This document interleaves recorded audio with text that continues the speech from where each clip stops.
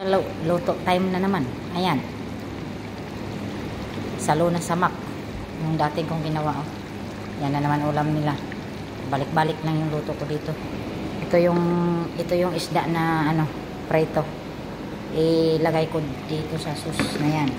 Itong isda na pinirito ko. Yan guys, oh. Tingnan nyo. Yan. Yan. Tapos baliktarin mo para maano ng sauce. Itong tinatawag na fish saluna. Ayan o. Pinirito ko siya. Huwag mo lang sunugin masyado. Huwag mo lang sunugin masyado mag-prito.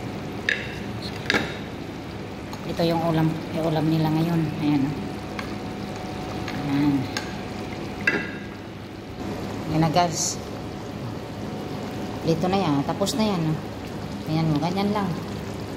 Ayan. Pabalik-balik lang yung luto ko dito eh.